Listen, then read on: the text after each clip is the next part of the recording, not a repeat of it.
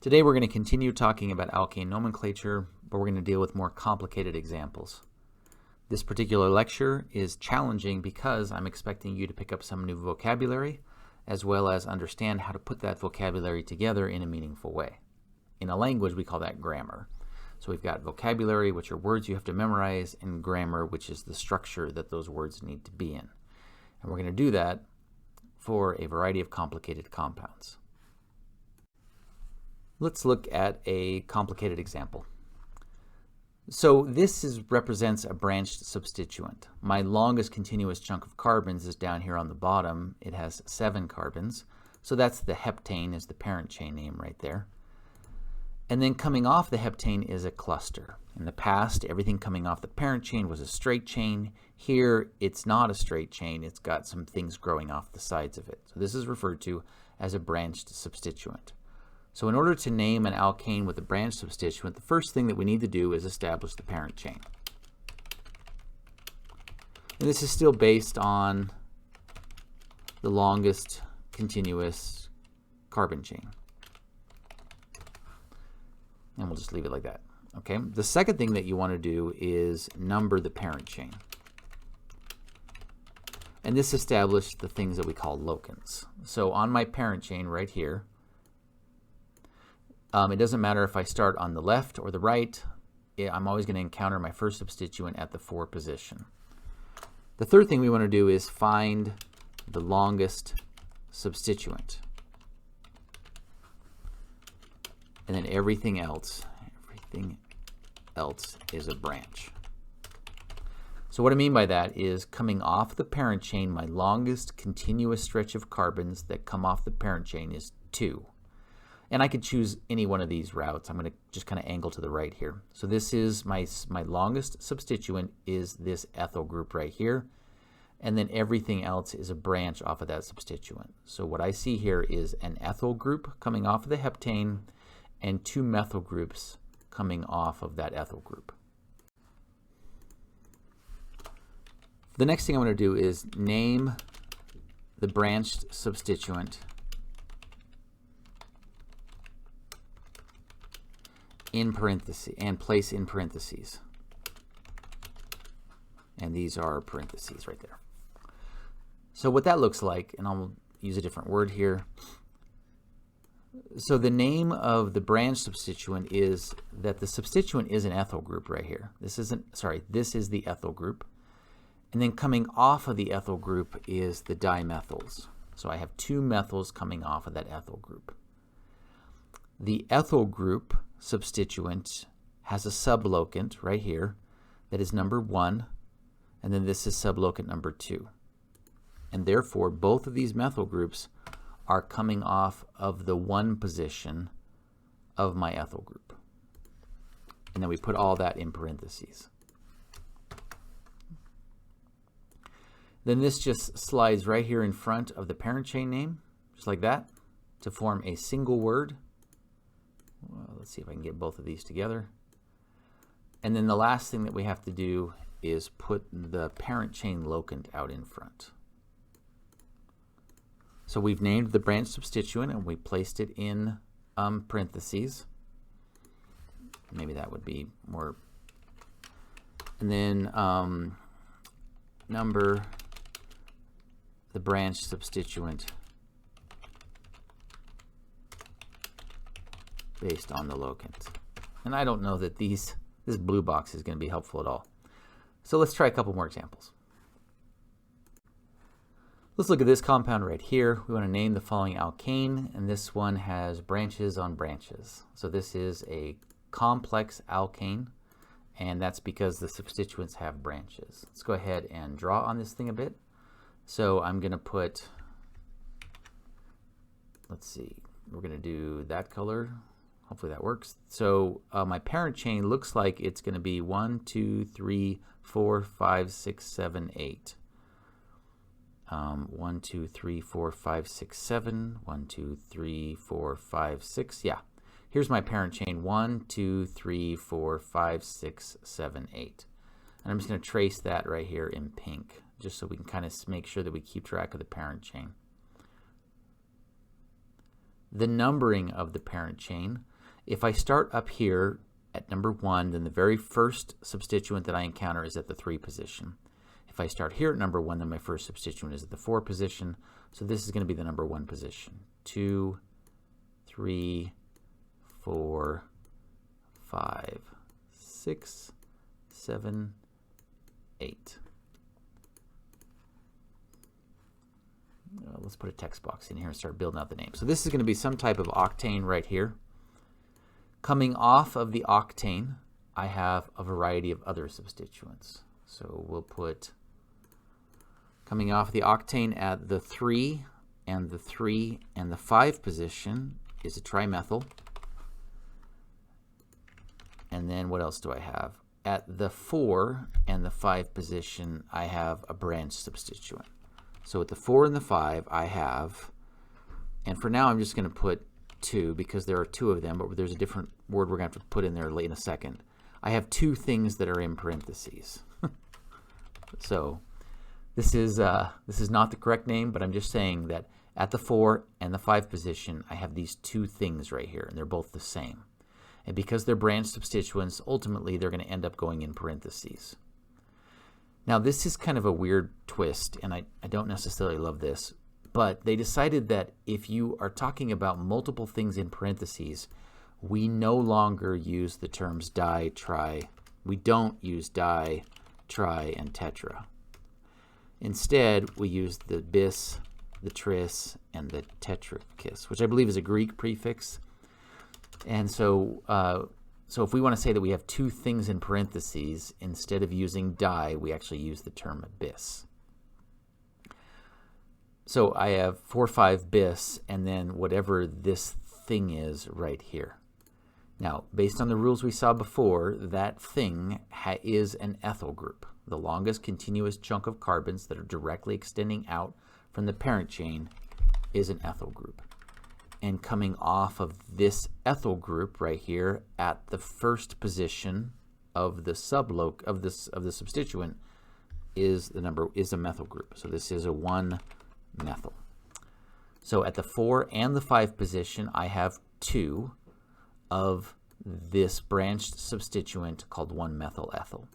Now 1s will always be optional in this class, and sometimes they just kind of make things longer than they need to be.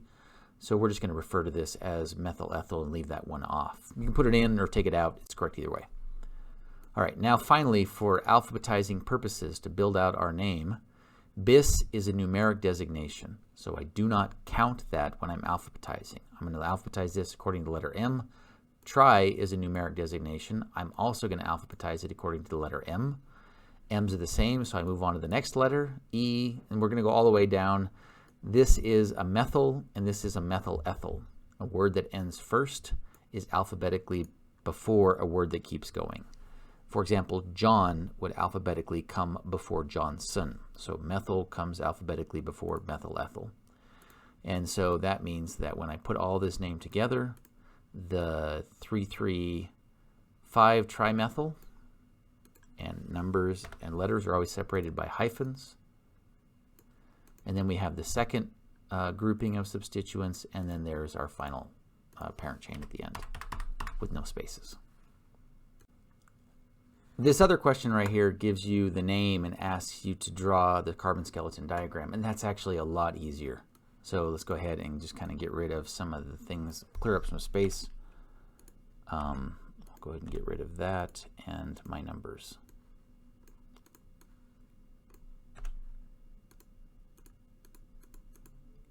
Hard to get that thing. All right, so let's go ahead and draw the structure based on the name.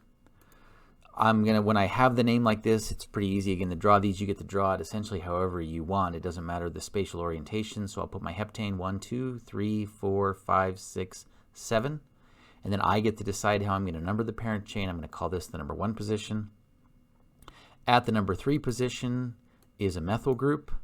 And at the 4 position is something more complicated. It's an ethyl group. So there's my ethyl group.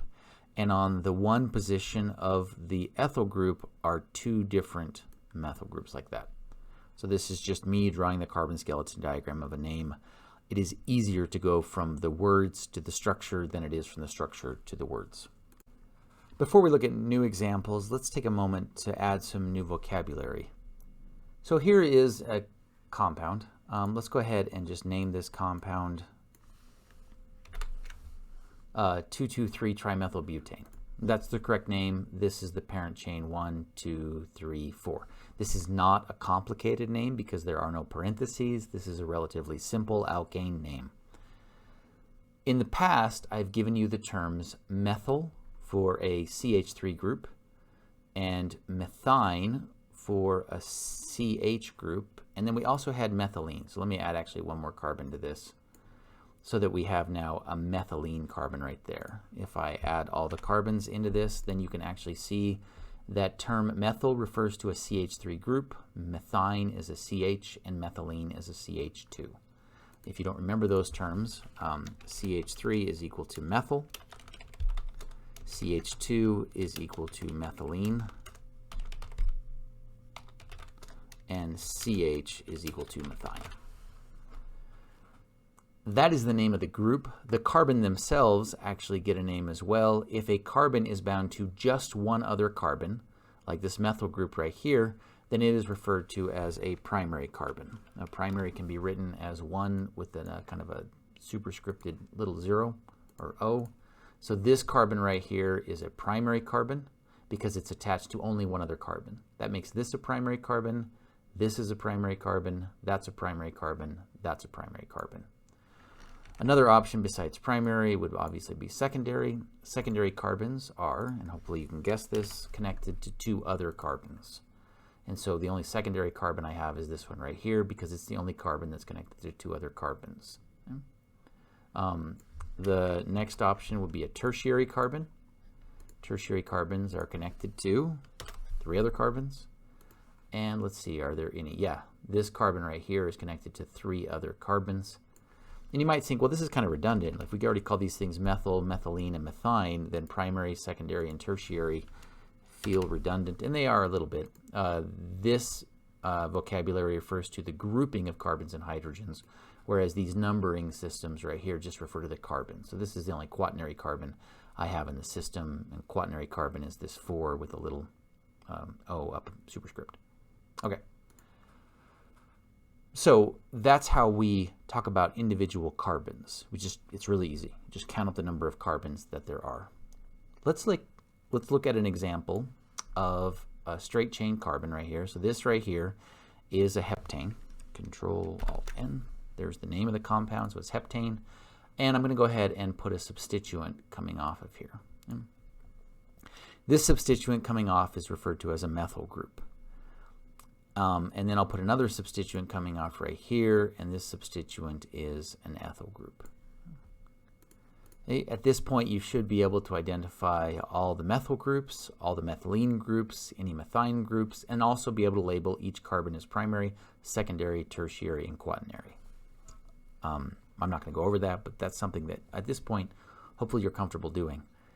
What we want to look at now is what we refer to the substituent as.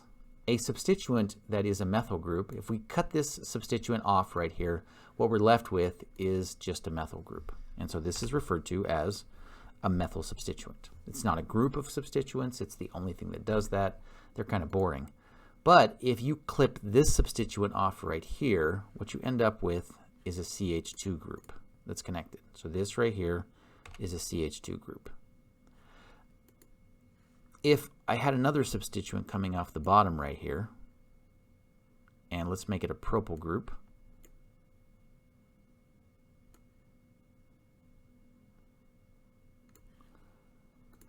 and I were to cut that substituent off, it would also be, at the point of attachment, it would also be a CH2 group. And so the point that I'm trying to illustrate here is that these two, this ethyl and this propyl, actually are kind of similar. They're part of a family because when you cut them off the parent chain, they both become CH2s. As opposed to cutting off this methyl group, it becomes a CH3. Or let's grow this out one more so I can put some more stuff on there. I'll made it into an alkene. There we go. I want to talk, let's cut off this carbon right here. And we're gonna branch it like this. It's hard to get a lot of substituents on here and keep the same parent chain. So now I'm dealing with a nonane, and coming off of the nonane is this branched substituent right here. Now you might notice the term isopropyl, which is not a word that you're allowed to know yet. So notice though that if I cut this thing off right here, my point that I'm trying to make is if I cut off this, it becomes a CH3. If I cut off either one of those, they become a CH2, and if I cut this thing off, it becomes a CH. This actually allows us to kind of group these different substituents into families. There is a family of substituents that are connected by a CH2 group. There are a family of substituents that are connected by a CH group, and you guessed it, there is a family of substituents that are connected by a CH, just a carbon. So actually I'll turn this one into one of those. So like that. Okay. Kind of messy, but that's what this works. Okay, so anything that you cut off and it just becomes a CH2 group is what we refer to as a primary substituent. And this is a bit confusing because a primary substituent contains, at the point of attachment to the parent chain, a secondary carbon. And the reason we call it as a primary substituent is because, well, if you cut this substituent off of the parent chain, then this carbon would only be connected to the other carbon, and therefore it would be primary. So in order to figure out what the substituent is, you just identify what the carbon is currently. Right now it is secondary because it's connected to the parent chain and then one other carbon, and then you subtract one. So if a carbon right here is quaternary, which this carbon is quaternary because it's connected to 4 other carbons, that means that the substituent is tertiary. The substituent is always kind of 1 degree less than what the carbon is that is directly connected to the parent chain. And that feels a bit needlessly complicated. Like I kind of wish we had just said that whatever the carbon is, that's what we're going to call the substituent, but we didn't. So this down here would therefore be a secondary substituent, and that would be a primary substituent. And you have some homework problems that ask you to go through a compound and identify each of the carbons as primary, secondary, tertiary, or quaternary, and then ask you to go through a second time and identify each substituent as primary, secondary, tertiary. And to get the substituent, you just look at the carbon that's attached to the parent chain, determine if it's primary, secondary, tertiary, or quaternary, and then subtract 1. And that's all you have to do. So let's go ahead and take a look at a practice problem here. We want to identify each of the carbons as primary, secondary, tertiary, or quaternary, and then we want to identify each of the substituents as primary, secondary, or tertiary. So here is my parent chain on this compound. I have 2 substituents coming off of this. Let's actually start with those carbons. I'm going to go ahead and use this circle right here to indicate any carbon that is primary. So this carbon out here is a primary carbon because it's only connected to one other carbon. That's a bit bigger than I want to use. We have this carbon right here is primary. This carbon right here is primary. Again, primary just means that it's connected to one other carbon. And then we have 3 primary carbons up here on this chicken foot thing. Right there. And there. Shoot, these are hard to grab. And then right here. All right, I'm going to go ahead, just for the sake of kind of keeping this thing from getting too messy, if there is a carbon that is secondary, meaning it's connected to 2 other carbons, I'm going to leave it unlabeled. So this is a secondary carbon because it's connected to 2 lines. That's a secondary. There's a secondary, secondary, secondary, secondary. My tertiary carbons, I'm going to go ahead and put a box around. So these are my tertiary carbons. I have one that is right here. That is a tertiary carbon. And then this right here is also a tertiary carbon. And this is a tertiary carbon. Okay. Finally, if I have any quaternary carbons, let's see what I have left. I'm going to use a solid. Let's just see, yeah, I'll use a solid circle right here for any quaternary carbons. And quaternary carbon is a carbon that's connected to 4 total carbons. That's a quaternary carbon. And then that's it. That's all I got. And so here's my answer key right here, that a dashed circle is primary, no label is secondary, and then we had a dashed square was tertiary. Tertiary, that seems like that's spelled correctly. And then a solid circle was quaternary. And this is for the carbons. Okay? This is the labeling system of the carbons. Now let's talk about the labeling system of the substituents. So the substituents come, in this case, I can have primary substituents, I can have secondary substituents, or I can have tertiary substituents. The substituent is based on me pretending that I'm going to cut these things off of the parent chain, and then I look at the carbon that is connected at the point of attachment. I look at whatever that carbon is currently. Right now it's a solid circle, so it's quaternary, and I subtract 1. So that means that I have one tertiary substituent, and that's the top one. And then down here, this particular carbon is a dash square, meaning that currently it's tertiary. So when I cut it off, it's going to become secondary. Therefore, I refer to that substituent as secondary. And all you have to do is identify your carbons correctly and then subtract 1 for the carbon that exists at the point of attachment. If this is a quaternary carbon at the point of attachment, then the substituent is tertiary. If it's a tertiary carbon at the point of attachment, then the substituent is secondary. The reason that I paused to do this primary, secondary, tertiary, quaternary type vocabulary is to help you understand how we originally came up with some common names. Notice that this particular carbon is quaternary, and when we talk about the substituent, it therefore becomes tertiary. So a quaternary carbon at the point of attachment gives rise to a tertiary substituent, and so they refer to this as a tertiary butyl. That's the name, that's the common name for this substituent right here, because there are 4 total carbons and it's a tertiary substituent. After not too long, they decided just to call it tert-butyl, and then they got even more short and they refer to it as T-butyl. And that T is often italicized, although that's not something that matters to you when you're trying to write these things out. So we refer to this as a T-butyl group right there. This one down on the bottom, in a similar fashion, I need the insert right there. I can just do that. Because it's also a butyl group because there are 4 total carbons that are connected to the parent chain. The common name that they came for this then was a secondary butyl, because it is a secondary substituent that's composed of 4 carbons. So then they would start referring to it more commonly as sec-butyl. And if you're really lazy, then you just call it S-butyl. So the common name for this substituent on the top is a T-butyl, and the common name for the substituent on the bottom is an S-butyl. Not all of the common names make any sense like this. So sec-butyl and tert-butyl were the common names that are based on the type of substituent that it is. They have 2 other ones. They just call it isopropyl, and then there's isobutyl, and then finally neopentyl. These 1, 2, 3, 4, 5 common names you have to know.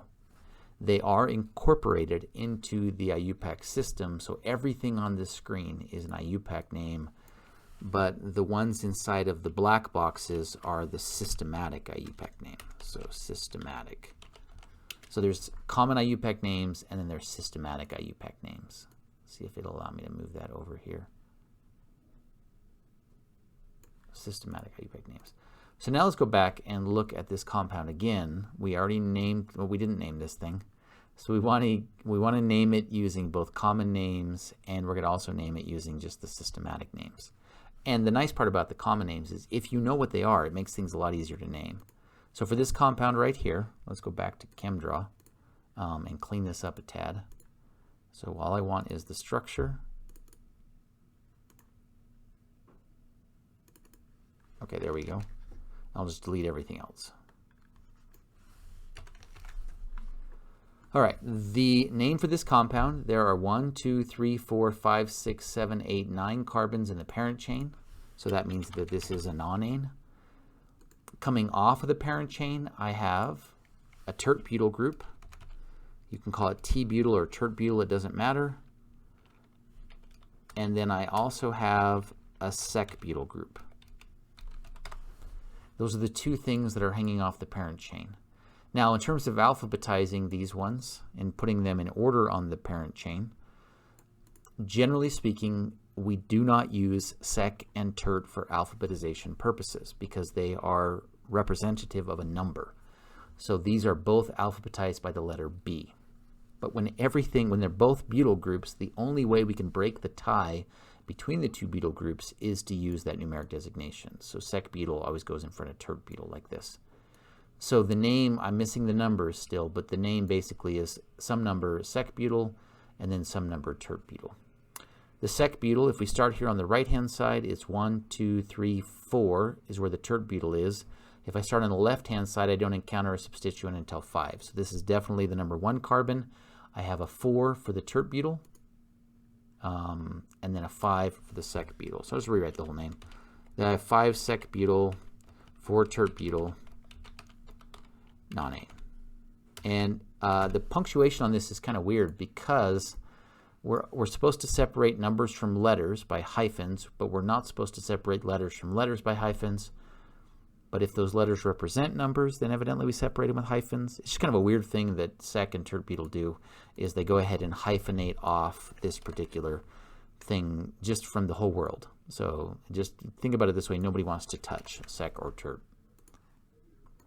So that's the name that I propose for this compound. Let's see if ChemDraw likes my name. Go ahead and just highlight this. And they did like it. They ended up putting it in parentheses, which is completely unnecessary. And so your audience would absolutely understand the name here. With or without parentheses, it doesn't matter. In addition to naming these things using common IUPAC names, we could also use the systematic IUPAC names. And so this thing on top would be a 1,1-dimethyl ethyl. And that would need to go in parentheses. The numbering of my parent chain would be the same, so that would be a 4, 1,1-dimethyl ethyl right here. That's what this thing is. That's using, again, the systematic names and not the common names. So let's go ahead and get rid of everything that we've got here. And then on bottom, the longest continuous stretch of carbons that break off of the parent chain is a propyl group. Coming off of the propyl group at the 1 position is a methyl. And because this is a branched substituent and I'm not using a common name, I have to put that in parentheses, and it would be coming off of the 5 position of the parent chain. And those are the two pieces that I've got here. Alphabetically, methyl ethyl would come before methyl propyl. So the name for this compound would be like this. That would be the alphabetic order of these two because I ignore the di. Whoops. And then finally, we'd have to feed this into the final parent chain name, which would still be nonane. So this would be the way that I would name this thing using systematic names and not common names. Ones are optional, so if you wanted to, you could just drop all these ones out and refer to, but you can't drop the parentheses. So it would be a 4, let me type that out. So it would be 4 dash, and then in parentheses, it would be dimethyl ethyl. And then a 5, and then in parentheses it would be methyl propyl, and then a nonane. So this would be an equally correct name. Lots of different ways of naming this compound. You can use the IUPAC names, or you can use the common names, the systematic names, which is what we did here, or the common names, which is what we did previously. Both of those work. When you're using common names, you should commit hard to the common names. So if on this compound right here, this is an octane with a methyl group here, a tert-butyl group here, and an isopropyl group here. If you're going to call one of this, if you're going to call this a tert-butyl group, then you should try to use common names where applicable. So there isn't a common name for methyl groups. That is what it is. And so, but if you're going to call this one by its common name, then you should call everything else by its common name. If you're going to call this one by its systematic name, which will be 1,1-dimethyl ethyl, then you should refer to the other one by its systematic name as well. It's bad form to switch back and forth between a common name, calling this one a tert-butyl, and then calling this one a 1-methyl ethyl instead of an isopropyl. Not a big deal, it's just bad form. The last thing I want to look at is cycloalkanes, and I'm going to look at them very briefly. The way that you take an alkane and you turn it into a ring system is that you take 2 hydrogens off. and then you plug those 2 carbons that you just removed the hydrogens from together. So if this used to be a propane, then these 2 carbons, let's say before that bond was formed, used to be CH3 groups. So we removed 2 hydrogens and then plugged those carbons into each other. This just gets a prefix of cyclo, cyclopropane, cyclobutane, cyclopentane, cyclohexane.